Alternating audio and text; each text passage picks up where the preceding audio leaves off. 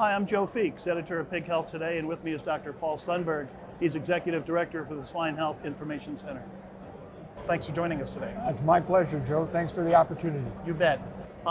This time last year when we talked, you were starting this ambitious project of trying to bring together all the diagnostic information from Iowa, Minnesota, Kansas, and South Dakota with the hope of doing more analytical work that would help the pork industry. Where do you stand on that project now? This is exciting. Knowledge is power.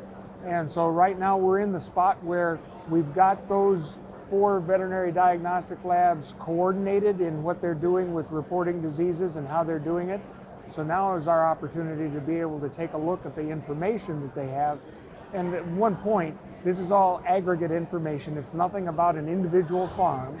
It's all aggregate information of the things that are coming into the diagnostic labs with the objective of, 1, looking for how we can better handle the diseases we have, and 2, to look for other things that may be emerging that would hide if we weren't in this effort. So for example, if somebody from Georgia sends in some samples about some clinical syndrome that they're seeing in Georgia, and they send that into Iowa State, and somebody from Ohio sees the same thing, but sends it into Minnesota, before those 2 things wouldn't get together. Now we can put that kind of information together so we can do a better job of looking for emerging diseases also. And so is there an opportunity then for other states to start pooling their data into the system, or are you going to keep it at those 4? No, there absolutely is an opportunity for that. What we've got in our veterinary diagnostic labs, we know that about 96% of our diagnostics go through those 4 laboratories, so the vast majority do. But there are also private laboratories and other smaller laboratories around the country that are all part of the National Animal Health Laboratory Network, the NAHLN system. So they are getting information, they are getting samples, and that ability for those laboratories to message the results in the same way is going to be available to everybody. So we're getting to the point where we're going to have 96% now, but I'm hopeful that we'll fill in that little gap that's left. Now, a pork producer might say, well, that's great, but I'm really concerned about the bugs that are on my farm. Why should a pork producer be excited knowing that you have this capability to see these regional patterns? And Yeah, because the issue there is being able to predict the future and being able to help people understand the risks that might be coming at them. Because again, like I said, knowledge is power. And if you have the knowledge of what's going on around you or what's likely to happen, then you have the ability either to prevent it, which is the goal, to prevent something, at least the ability to be better prepared, and that leads to the ability to better respond. So, in terms of the database now, can you give me a sense of just how big it is and where it was a year ago and where you are today? Yeah. Okay, so there's one thing. It's not a grand central database. That's an important thing. Each of the diagnostic labs have separate databases that they control for their information, and that way they service their clients. So it's not giving up information on their clients. They still control that, all right? But what we can do is we can aggregate it. We can put it together for analysis. That's really all we're doing. We're not putting it together to hold it. All we're doing is putting together to be able to analyze if we can see something going on. So, for example, PRRS. One thing that we found in December of last year through February of this year, there's been a spike in PRRS samples sent into the diagnostic lab. Well, those are numbers, and just raw numbers, naked numbers really don't mean anything unless you give them some context. So we've also put together an advisory group of people that are out on the ground, veterinarians and producers that from around the country that are willing to give us some advice on what these numbers mean. So they give us some context to those. These PRRS numbers were higher in December through February. So we asked them about that, and they said, yeah, we understand they're higher, but what we're doing out here in the country is we're not seeing a big outbreak in PRRS. what we're doing is we're sending in more samples for better monitoring. So you're seeing more numbers coming into the laboratory, but it's a different monitoring system. So that's why it's important to put some context behind all this. We can't just throw out numbers and say, here's what we've got, but we've got to interpret it and analyze it a bit. Now, you mentioned PRRS, and certainly that's an important disease that warrants your attention. What other diseases are you tracking through the system? Right now, we're looking at PRRS, we're looking at PED, cousin of PED, Delta Corona, which is another coronavirus that we have. And we're also looking at a disease syndrome, central nervous system disorders. So that's brain, spinal cord infections, pigs go down, they can't get up, nervous signs, those kinds of things. So that's another cool part of this, that we can actually look at that information from the diagnostic labs for syndromes as well as for specific diseases. And that's very helpful. So would that be specific to the central nervous system syndrome that you mentioned, or might you be looking at other like respiratory complexes and things like that? Right now, this is a young program. We've just been able to get it going. So we start with PRRS, PED, Delta coronavirus, and CNS syndromes.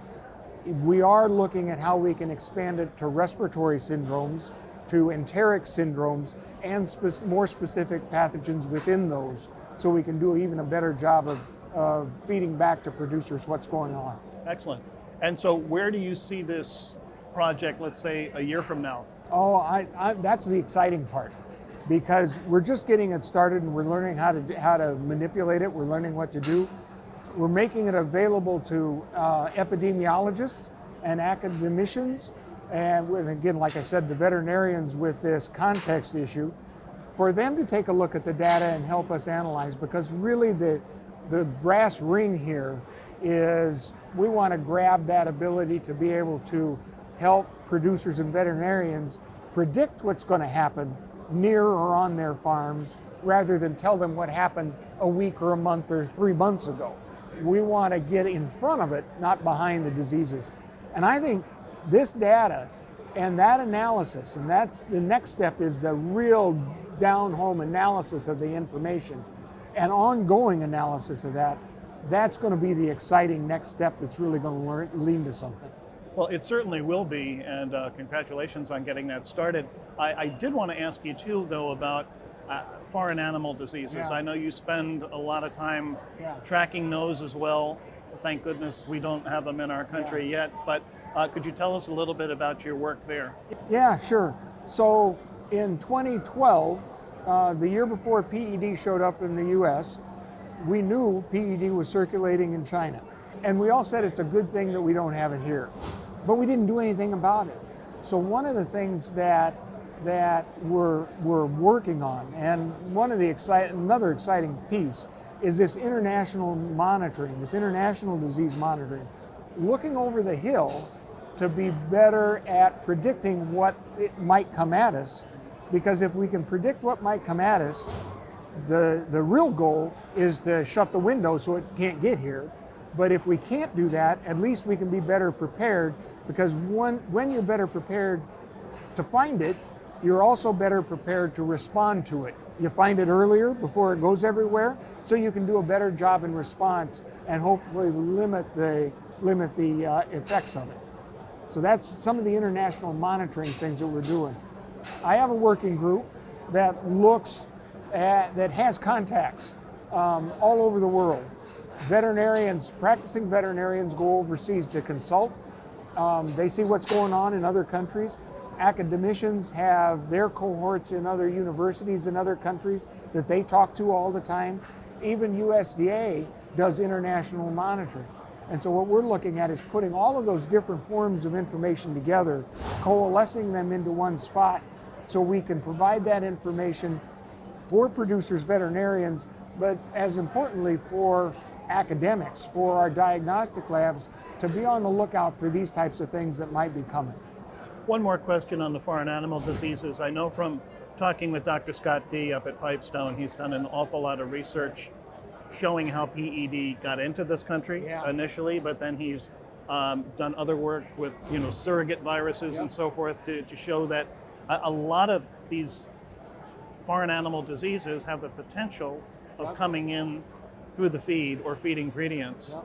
What do we do about that? Okay, so that was this analysis is another center-funded project, so we're glad to have that done. We have to be careful about the interpretation of what that means, because what Scott with Dr. Diel at South Dakota State and Niederwerder at Kansas State have been able to show is that there are different potentials for transport of viruses in different feed ingredients. So, for example, the surrogate thing, for foot and mouth, the surrogate is Seneca Valley virus. They can show, that data shows that Seneca Valley virus, the surrogate for FMD, survives very well in a lot of feed ingredients we bring into the country. Classical swine fever, not so much. So there's some differences, but it's all, at this point, it's all a demonstration of a model that will show transport. We still have the next steps to be able to show transmission.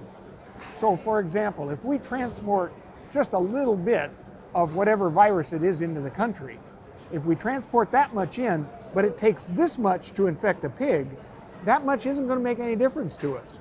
So we need to know how much it takes to infect a pig, how much we're bringing in, and then if this much is coming in, but this much to infect a pig, that means we've got to decrease that amount, and we've got to look at ways to mitigate that.